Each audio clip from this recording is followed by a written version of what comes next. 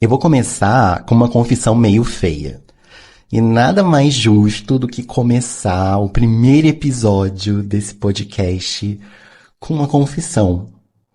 E eu acho que talvez você possa se identificar. Eu tenho pavor de ser comum. Não é nem de ser fracassado. Ser fracassado ainda rende história. Eu tenho medo de ser mediano, de ser ok. Tipo, ai, ele é tão legalzinho. Legalzinho é a morte social lenta. E é curioso, porque ninguém fala isso em voz alta. A gente fala que quer evoluir, crescer, amadurecer, construir legado, mas no fundo, a gente só não quer ser substituível. Dito isso, bem-vindo aos 5 Coisas. Eu podia começar dizendo que esse é um podcast sobre comportamento, vida adulta, sociedade contemporânea e outras palavras que cabem numa bio bonita, mas não. Esse é um podcast onde eu pego um tema e trago 5 tópicos que fazem sentido dentro desse tema. E a partir disso, a gente faz de conta que tá entendendo a própria cabeça. E para começar, eu escolhi um medo específico, o medo de parecer comum. Como saber que você carrega esse medo? Primeira coisa, você precisa que o seu gosto seja diferente. Não melhor, diferente. E existe uma diferença sutil aí. Você não quer só gostar de alguma coisa. Você quer ter chegado antes. Tem um prazer quase infantil em dizer, eu já conhecia. Eu gosto de sorvete de pistache há muito tempo. Muito tempo mesmo. Pistache era sofisticado, era raro, aquele sabor que você pedia e a pessoa dizia, nossa, esse daí é exótico.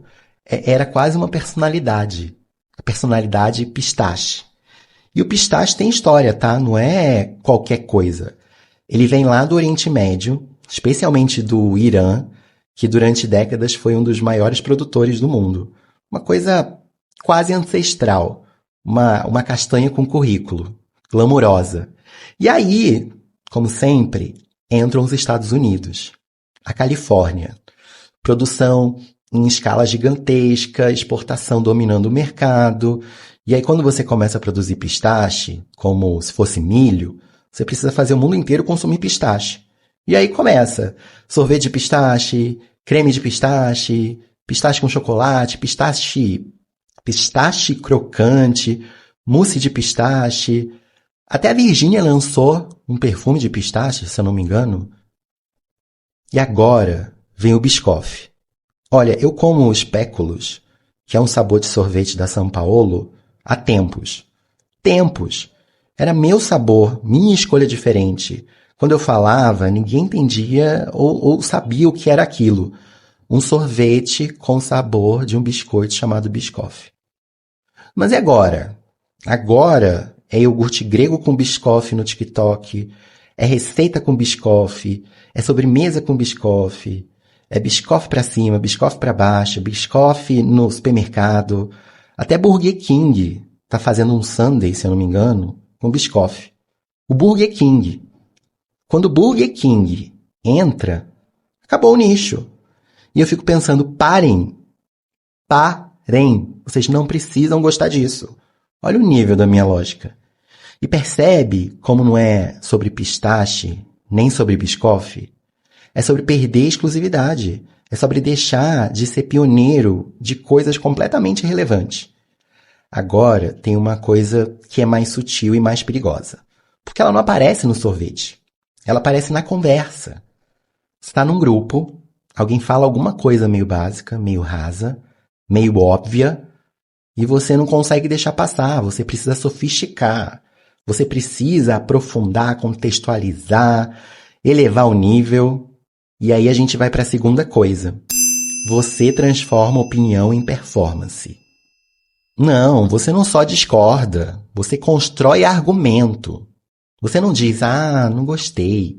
Você explica porque estruturalmente aquilo falha em termos narrativos, sociológico e talvez espirituais. Calma, é só uma série. Mas tem uma coisa ali. Você não quer só conversar.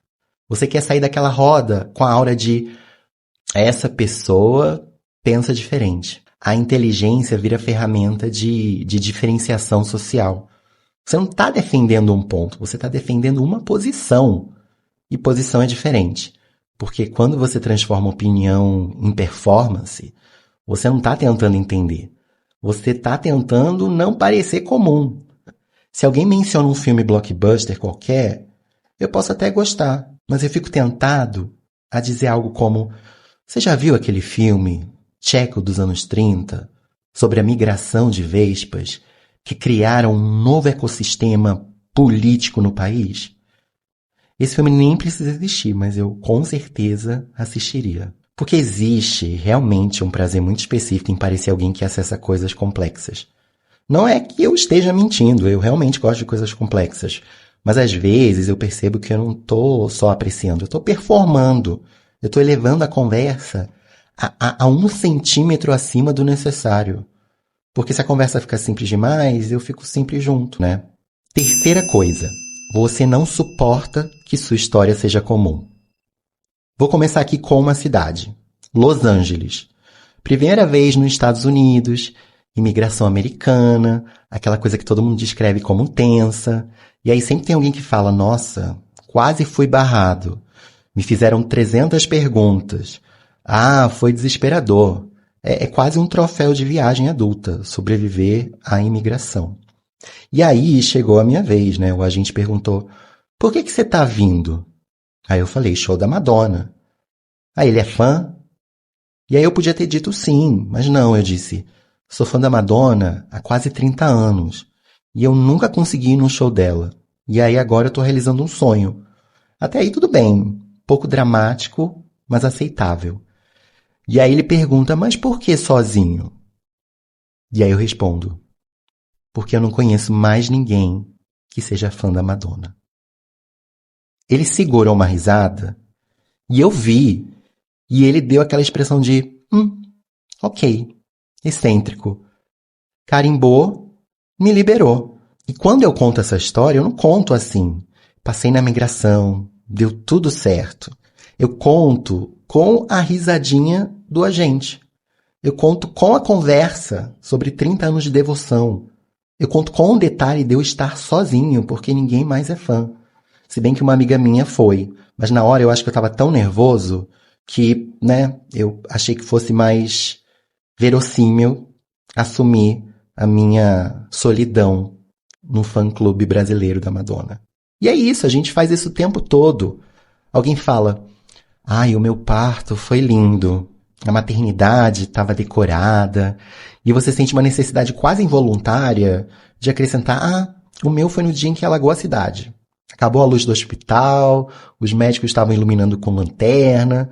Pode nem ter sido exatamente assim, mas você dá uma intensificada. Porque se a sua experiência for igual, você vira figurante. Ou, sei lá, no primeiro dia de emprego, alguém fala: ai, eu fiquei nervoso. E aí você responde: eu cheguei atrasado porque o elevador quebrou, meu crachá não funcionava, eu sentei na cadeira errada na reunião com o diretor. Pode ter acontecido?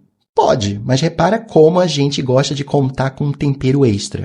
Não basta ter sido nervoso, precisa ter sido cinematográfico. É a tentativa silenciosa de dizer: olha, a minha versão aqui tem algo único. Mesmo que no fundo, todo mundo esteja tentando fazer exatamente a mesma coisa. Quarta coisa, você sofre quando descobre que é estatística. Tem um fenômeno clássico da psicologia social chamado better than average, ou superioridade ilusória. Basicamente, a maioria das pessoas acredita que está acima da média em inteligência, em caráter, em habilidade social. Existe estudo mostrando que algo em torno de 60 a 70% das pessoas se avaliam como mais inteligente do que a média, o que é matematicamente impossível.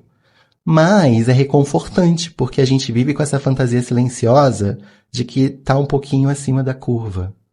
E foi aí que outro dia eu, fui tragado pelo universo do Google, como sempre. Eu comecei lendo uma matéria sobre QI. Uma matéria inocente. Mas aí daqui a pouco eu estava pesquisando QIs de celebridades. E a internet diz que a Lady Gaga teria algo em torno de 160 e poucos. A Madonna aparece com estimativas aí na casa de 140. A Alicia Keys acima de 150. O Ashton Kutcher lá pelos 160. E o Rowan Atkinson. Esse nome lindo. Mas acho que talvez você conheça ele pelo personagem do Mr. Bean. Dizem que quase 180. O QI dele é quase 180. O Mr. Bean. Aquele homem que finge que não sabe atravessar a rua. Gênio. Então, eu fiz o que qualquer adulto emocionalmente equilibrado faria numa tarde de domingo. Fui fazer um teste gratuito de QI na internet, claro. 20 minutos de quadradinho, bolinha, triângulo cortado, sequência que parece senha de Wi-Fi. Eu concentrado como se estivesse sendo avaliado para entrar numa sociedade secreta. E aí, quando saiu o resultado, deu. Na média. Média. Não superdotado. Não. Média. Eu virei uma porcentagem. Eu estava ali no mesmo balaio que milhões de pessoas que também gostam de achar que pensam diferente. E é engraçado como isso bate. Porque não é só com QI. Isso acontece quando você descobre que faz parte de qualquer estatística.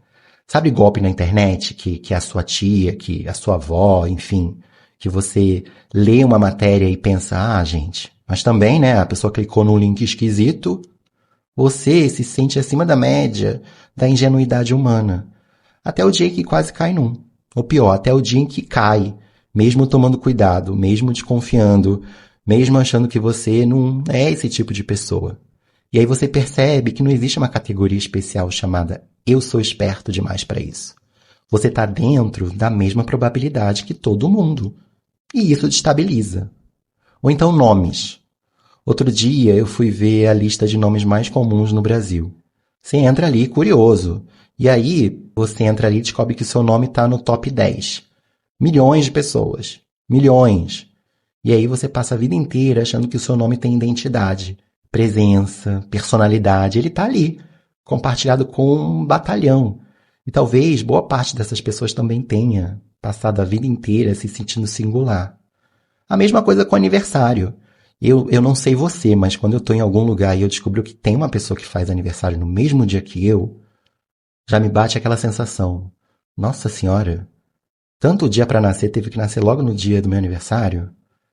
Mas assim, isso não tira a sua história, né? Mas tira aquela ilusão confortável de raridade. E aí vem a próxima coisa. A próxima e última coisa. Quinta coisa. Você cultiva uma característica completamente aleatória só para não ser básico. Essa é maravilhosa, porque ela é inútil. Inútil até demais. Mas você usa mesmo assim. Eu, por exemplo, eu adoro dizer que eu nasci na mesma maternidade que a Anitta. Quer dizer, a Anitta nasceu na mesma maternidade que eu vim antes. E o que isso muda na minha vida? Absolutamente nada. Não foi no mesmo quarto, não foi no mesmo dia, a gente não dividiu incubadora. Mas eu gosto de falar, porque existe uma energia ali, uma proximidade simbólica, uma quase narrativa de destino, como se isso me colocasse a 2 degraus de separação do Grammy, do MTV Music Awards. E tem outra. Eu amo dizer que eu já fiz uma participação em uma novela. Eu tinha 5 anos de idade. Foi uma figuração e eu apareço menos de 1 segundo. Talvez metade de 1 segundo. Mas eu digo, eu já fiz novela. Com uma naturalidade impressionante. Como se eu tivesse, uma carreira interrompida na teledramaturgia. E isso é fascinante. Aliás, abre parênteses, a novela foi Anjo Mal. É a mesma lógica de quem fala que foi convidado para um evento fechado. Se você parar para pensar, é como se a gente estivesse montando um currículo paralelo de relevâncias legais. Nada disso muda sua competência, sua profundidade, mas muda a narrativa. Porque se você não tem um traço excêntrico, uma coincidência curiosa, uma minúscula conexão glamurosa, é ótimo, glamurosa, você vira padrão. E padrão, como a gente bem sabe, dá coceira. E o mais irônico, todo mundo tem essas micro-histórias. Todo mundo tem uma anedota que usa como cartão de visita alternativo.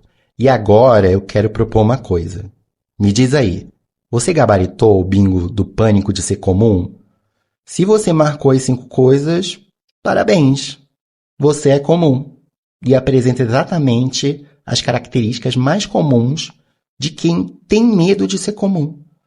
É quase poético, a gente passa a vida inteira tentando se diferenciar, querendo ser único, mais inteligente, mais excêntrico, e descobre que a tentativa desesperada de não ser comum é uma das exigências mais compartilhadas da vida adulta. Ou seja, você não está sozinho nesse medo. E talvez seja aí a parte libertadora. Talvez ser comum não seja o oposto de ser interessante. E talvez a gente não precise ser extraordinário para ter valor. Talvez a gente só precise parar de tentar provar o tempo todo e rir um pouco do próprio esforço. Eu, pelo menos, estou tentando, tá? Não é fácil. Mas enfim, a gente conversa no próximo episódio. Tchau!